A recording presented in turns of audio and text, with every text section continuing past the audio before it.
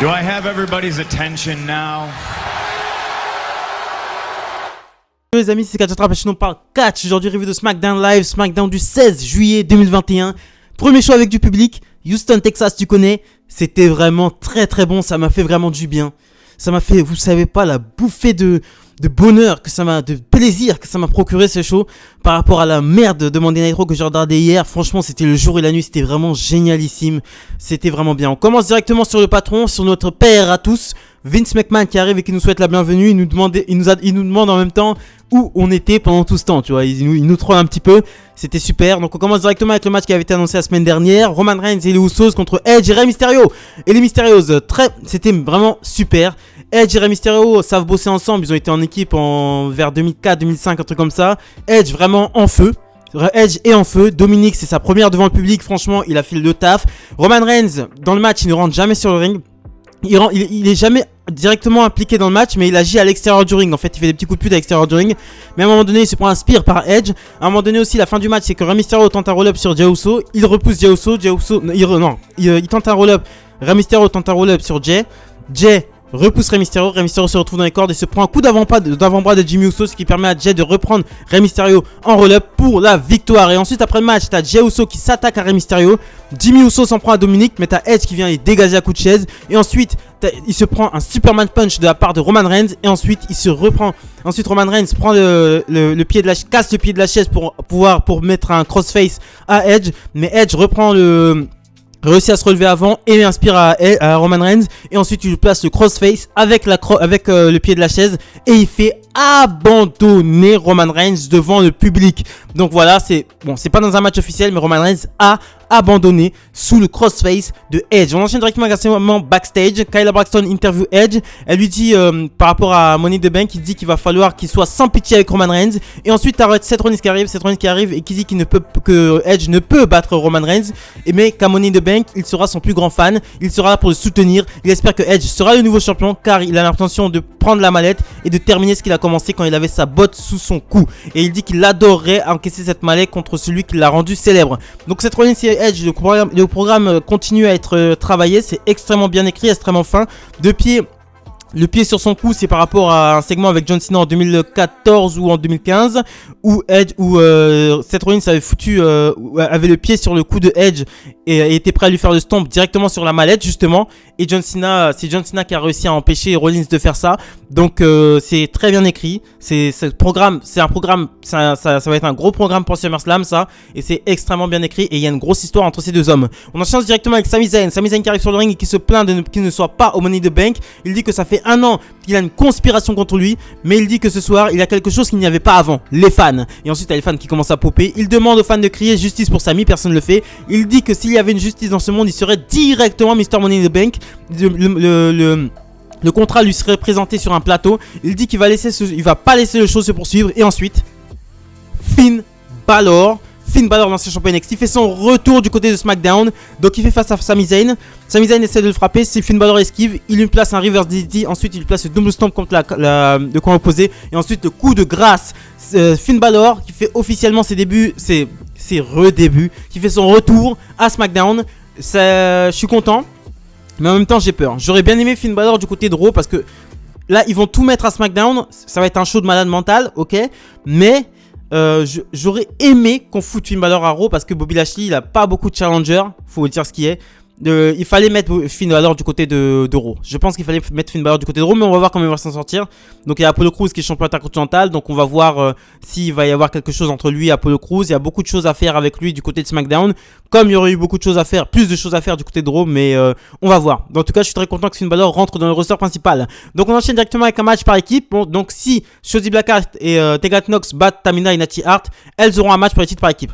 Donc en commentaire, t'as Zelina Vega et Liv Morgan qui se prennent la tête. Elles se prennent tellement la tête qu'elles finissent par se fight à l'extérieur du ring. Pendant ce temps-là, Tegan Knox réussit à prendre Natty Hart dans un roll-up pour la victoire. Et ensuite, Tamina Comme elle est vénère de sa défaite, on met une à Liv Morgan. Natty Hart prend Zelina Vega et l'envoie sur le pied de Tamina qui lui met un super kick. Ensuite, ils veulent continuer l'agression sur Liv Morgan. Tamina fonce sur Liv Morgan qui était contre un escalier. Liv Morgan esquive, Tamina se bouffe l'escalier. Et ensuite, elle a réussi à placer son finisher, une sorte de code breaker, mais sur le côté à Natty Hart. Et ensuite, elle célèbre. On enchaîne ensuite avec un match qui a été annoncé la semaine dernière. Match pour le titre féminin de SmackDown, Bianca Belair contre Carmella. Donc le public est à fond. C'était un bon match. Le public, franchement, là, il était chaud. Il était même plus chaud que WrestleMania. C'était vraiment très beau. C'était rien que de voir du public, l'ambiance une ambiance dans une salle, dans une grande salle avec un public. C'était plein à craquer. C'était vraiment bien. Donc, à un moment donné, t'as Bianca Belair qui fait une vertical suplex à Davey Boy Smith. Petit clin d'œil, hein, parce que Davey Boy Smith, faut savoir que son fils, Davey Boy Smith Jr., qui était déjà à WWE, mais c'était de 2008 à 2011 et qui était dans la Hart Dynasty avec Natty Hart et Tyson Kidd, a fait son retour du côté de SmackDown. Il a fait son retour dans un dark match juste avant SmackDown, voilà, dans un match par équipe. Il était associé à Austin Theory, donc il a fait son retour et on devrait le voir incessamment sous peu. Lui aussi du côté de SmackDown, j'ai hâte de voir ce qu'ils vont faire avec, parce que c'est un catcheur avec une histoire. C'est le fils de Davey Boy Smith, c'est le neveu de Bret Hart en même temps de par sa mère, et c'est le petit-fils de Stu Hart. Donc c'est un Hart, mais en même temps c'est un Smith, tu vois. Donc il a une vraie histoire, ce catcheur là derrière lui, et j'espère qu'ils vont faire quelque chose d'intéressant avec. Donc le match est très bon, et à la fin t'as Bianca Belair qui se sert, c'était une petite parenthèse, hein. Bianca Belair qui se sert encore de sa mèche, qui fouette Carmella au ventre et qui lui place son KOD pour la victoire sous une bronca générale. Donc c'était vraiment bien. Bianca Belair avec sa mèche, il va falloir que, je sais pas si c'est considéré comme une arme, hein. Théoriquement c'est une mèche qui lui était greffée aux cheveux, tu vois. C'est un rajout, tu vois. C'est pas ses vrais cheveux, tu vois. Donc je sais pas s'ils vont essayer de voir ça comme une arme ou je sais pas quoi, mais on verra bien. Donc on enchaîne ensuite avec Otis contre Cesaro. Otis qui est accompagné bien sûr de Chad Gable. Donc avant le combat, t'as Otis qui a mal pris une remarque de Cesaro et qui l'a poussé dans les vestiaires. Donc Otis a les cheveux de plus en plus courts. Il ressemble de plus en plus à son mentor Chad Gable. Donc pendant le match, t'as Chad Gable qui arrive, qui monte sur le ring et qui place une German suplex sur Cesaro. Donc Cesaro gagne par disqualification. Et ensuite Cesaro place un uppercut sur Chad Gable et ensuite le prend dans le swim. Mais t'as Otis qui l'arrête, qui lui met un coup de la corde à linge, je crois, et qui lui met son Vader Bomb. Donc Otis en mode heal comme ça, franchement j'aime beaucoup. Il est hué mais de ouf, quoi. En fait c'était simple. Les faces étaient applaudis, les heals étaient hués. Ce qui est très rare, hein. Mais c'était comme ça. Donc on enchaîne directement avec Kyle Braxton qui va dans le vestiaire de Roman Reigns, qui va taper à la porte du vestiaire de Roman Reigns, mais il tombe sur Paul Heyman. Paul Heyman en sort et elle lui demande des commentaires par rapport à Edge.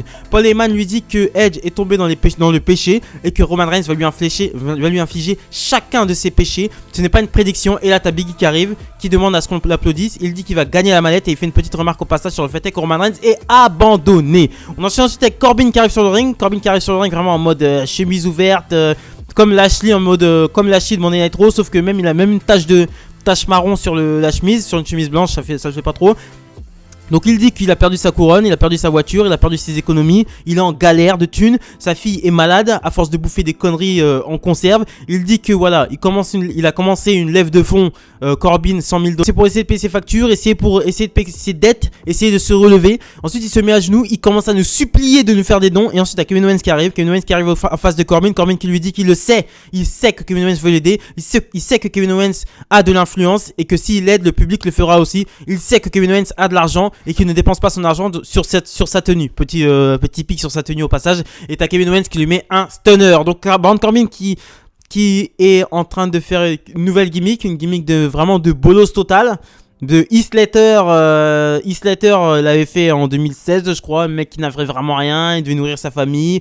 Shane McMahon l'avait tège et lui avait dit si tu veux revenir à la WWE il faut que tu gagnes le tournoi avec les titres par équipe qu'il avait gagné avec Rhino. Donc Corbin est un peu dans cette même ligne directrice. Nous enchaînons avec le main event of the evening, Kevin Owens contre Biggie, contre Seth Rollins, contre Shinsuke Nakamura qui est accompagné de Rick Boogs. Donc déjà le match commence par un truc super. Seth Rollins veut quitter le ring, il se met sur l'apron. T'as Biggie qui lui fait un dive. T'as Kevin Owens qui fait pas un dive mais un sweat-on à l'extérieur.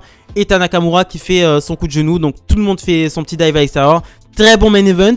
À un moment donné aussi t'as Kevin Owens il y a une double suplex de Nakamura et Biggie je crois sur Kevin Owens. et Seth Rollins enchaîne avec un splash qui rate. Et à un moment donné aussi, t'as Kevin Owens qui fait un elbow drop du dessus de l'échelle directement sur Shinsuke Nakamura qui était placé sur la table des commentateurs. Et à un moment donné aussi, t'as Seth Rollins qui place un stomp directement sur l'échelle sur Biggie pour la victoire. Et on finit les choses sur Seth Rollins qui célèbre avec la mallette en haut comme ça. C'était vraiment bien quoi. C'était vraiment super bien. C'était, voilà, du début à la fin, j'ai passé vraiment un agréable moment. Il y a du public, le public franchement, le catch en public, je sais pas comment j'ai fait pour regarder ça. Je sais pas comment j'ai fait pour regarder ça. Clairement, je sais pas. Maintenant qu'il y a du public, je sais pas. Voilà, c'est ça qui me manquait. Il me manquait vraiment du public. C'était vraiment, je me rendais pas compte, je me voilais la face. Mais là, je sais pas, il y avait de l'intensité. On pouvait voir qui était aimé, qui n'était pas aimé. J'étais très content de voir Roman Reigns. En même temps, Roman Reigns a beaucoup joué avec le public à l'extérieur du ring pendant le premier match de la soirée. Roman Reigns a vraiment beaucoup joué à l'extérieur du public, du ring avec le public et tout. Ça se voyait que les catcheurs étaient vraiment contents, qu'ils voulaient vraiment interagir avec le public. Et ça fait plaisir de voir ça. Ça fait vraiment plaisir de voir ça. Et ça, là, en ce moment, à la WWE, je pense que du côté de SmackDown, en tout cas, ça présage que du bon. Ce soir, je vous sors la pronostic de Money in the Bank. Voilà c'est ce que je pensais du SmackDown du 16 juillet 2021. Il tient ses promesses, c'était très bien. Abonnez-vous, likez, commentez, partagez. Extrêmement important pour de bonnes chaînes devant les 350 abonnés avant la fin juillet, les amis.